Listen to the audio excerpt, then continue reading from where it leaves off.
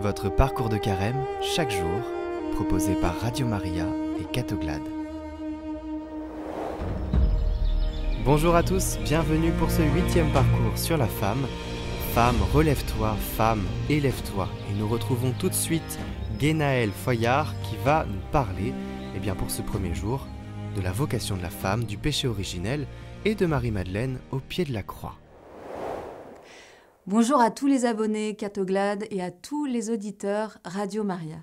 Donc aujourd'hui, on va parler de femme, relève-toi.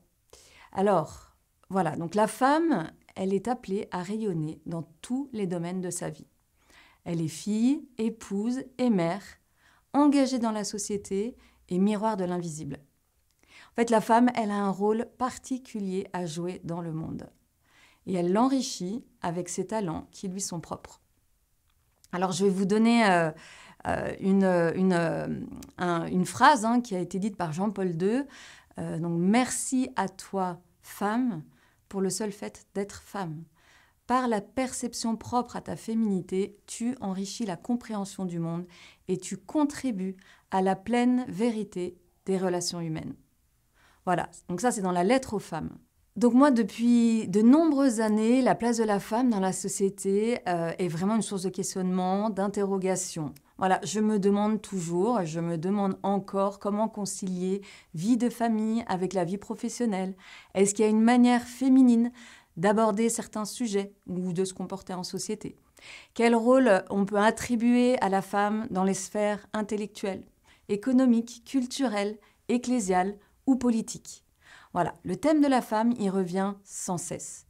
Et en fait, partout où la femme s'offre au monde et devient davantage femme, épouse, mère, consacrée, amante, sœur, le monde s'en trouve enrichi et embelli. Et je vous donnerai quelques exemples, comme Catherine de Sienne qui a ramené le pape d'Avignon à Rome, Jeanne d'Arc qui a porté l'étendard sur les champs de bataille, Clotilde qui a participé à la renaissance du royaume de France, Sainte Geneviève a sauvé Paris de l'invasion des barbares, Olympe de Gouges, elle s'est battue pour le droit de vote des femmes, Marie Curie, c'est la première scientifique à recevoir le prix Nobel pour ses recherches sur le polonium et le radium, Rosa Parks, elle s'est battue toute sa vie contre la ségrégation raciale. Enfin, on peut prendre l'exemple de Mère Teresa, qui a donné sa vie pour les plus pauvres à Calcutta. Voilà, donc la femme, elle a toujours joué et elle joue encore un rôle important sur les destinées du monde. Elle invite la femme, elle séduit, elle fascine et elle crée la vie. Et en fait, sa question fondamentale, c'est est-ce que j'ai une beauté authentique à dévoiler? Voilà, et cette beauté, c'est la beauté du reflet de Dieu. En fait, parce que quand la femme se laisse aimer et désirer par le Seigneur, elle devient belle. À partir du moment où elle se donne à l'Éternel, elle peut refléter cette beauté. Donc en fait, un homme est attiré par la beauté d'une femme, extérieurement et intérieurement. Voilà, c'est le regard de la femme intérieure qui rejaillit sur tout son être. Et moi, suite au livre, la lecture du livre « Cœur de femme », j'ai aussi beaucoup mieux compris ce qu'était l'essence de la femme. Et en fait, elle est le couronnement de la création. Et elle est la créature la plus fascinante.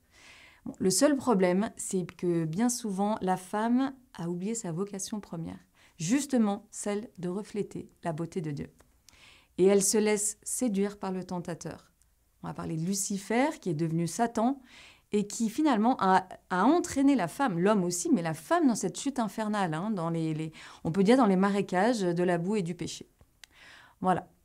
Donc en fait, je vais maintenant vous parler un petit peu des péchés de la femme, qui sont finalement la convoitise, la maîtrise des choses, quand elle veut prendre la place de l'homme, la culpabilité, le découragement et le désir de briller pour soi-même. Parce qu'en fait, nous les femmes, on est vraiment invitées à entrer dans cette beauté, la douceur, l'intériorité, l'accueil, le partage et le don de soi. En fait, devenir attirante et séduisante, toujours sous le regard de l'Éternel. Et bien entendu, cela n'enlève en rien la force d'âme, l'intelligence, l'esprit combatif, l'audace ou encore l'entrepreneuriat chez les femmes. En fait, bien au contraire.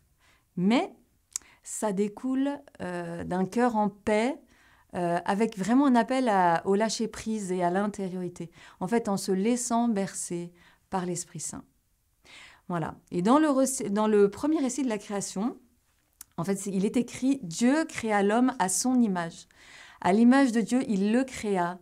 Hommes et femmes, il les créa. » Voilà. Ça, c'est dans Genèse.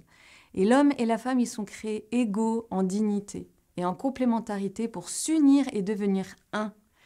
Et en fait, cette chute de la femme, elle rejoint la chute de Satan, l'ange déchu. Lucifer, faut pas oublier que c'était le plus beau des anges, hein, mais il est devenu Satan, la plus horrible des créatures. Voilà, c'est l'ennemi de tous ceux qui aiment l'Éternel. Et en fait, finalement, la femme qui est centrée sur elle-même, eh bien, elle veut séduire, elle veut briller, accaparer, elle veut devenir le centre de toutes les convoitises. Et à partir du moment où elle veut briller pour elle-même et non refléter comme un miroir la gloire du Dieu vivant, eh bien, voilà, cela entraîne égocentrisme, tristesse et dépression. Et puis, si on revient là-dessus, en fait, si on réfléchit bien, la concupiscence, ça peut attirer violemment. Hein. Moi, j'ai eu beaucoup de témoignages là-dessus. Mais en fait, ça dure peu et ça entraîne l'homme et la femme dans une chute infernale. Donc, avant sa conversion, on peut parler de Marie-Madeleine. Elle se savait désirée, mais on le sait tous, hein, quand, voilà, et elle en jouissait.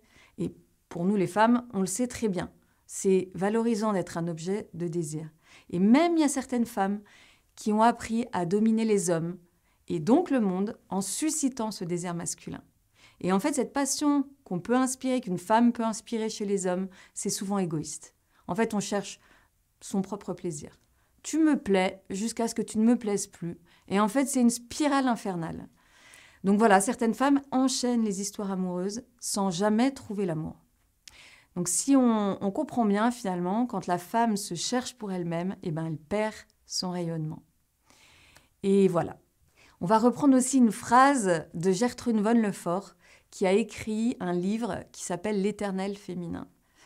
Et elle dit « L'Éternel féminin, quand il s'élève, s'agenouille devant l'Éternel de Dieu. » Et donc finalement, l'ultime secret de la femme, c'est Dieu, c'est son créateur. Donc là maintenant, je vais vous parler de Marie-Madeleine, qui est la femme libre et libérée par excellence. Et je dirais qu'aujourd'hui, les femmes peuvent se reconnaître en Marie-Madeleine. Elle a connu le péché, la convoitise, mais elle est vraiment parvenue à s'en affranchir. Elle s'est jetée aux pieds de Jésus. Donc pour reprendre les termes de David Macaire, Marie-Madeleine, c'est un vrai cocktail dynamisant pour l'image de la femme telle que Dieu la désire. Une femme aimante, convertie, témoin, disciple, envoyée, libérée du mal et des 7 démons. Et en fait, elle démontre par sa vie que tout est possible pour ceux qui aiment Dieu et le servent. Voilà, et elle est la preuve vivante, en fait, que là où le péché abonde, la grâce surabonde. Toutes les femmes qui viennent à la Sainte-Baume pendant les congrès Filles de Roi, la première veillée, c'est « Femme, relève-toi » parce que justement, au pied de la croix, avec l'intercession de Marie-Madeleine, eh bien, on dépose tous nos fardeaux, tous nos péchés, tout, de manière à ce qu'en fait, eh bien, d'une certaine manière, on se relève. Enfin, c'est même pas d'une certaine manière, on se relève. Pour se révéler, il faut d'abord se relever. Voilà. Donc déjà, je prie vraiment pour toutes les femmes qui nous écoutent aujourd'hui, aussi pour les hommes, hein, parce que ça vous permettra de mieux comprendre le cœur des femmes. Et puis j'en parlerai, vous verrez, dans le 3e jour de ce parcours de carême. Je parlerai aussi de la complémentarité homme-femme. Mais en tout cas, je prie aussi pour que toutes les femmes qui écoutent, eh bien, je prie le Seigneur de les délivrer de tous leurs démons, de toutes leurs maladies, toute infirmité, et de vraiment qu'elles puissent se relever par la grâce du Seigneur. Voilà, merci et très bonne journée. Et nous retrouvons demain, encore une fois, Guénaëlle Foyard qui va nous accompagner pour ce 2e jour du parcours avec Femme, relève-toi, reconnaître son potentiel, mission et engagement, toujours avec la présidente de l'association Filles de Roi.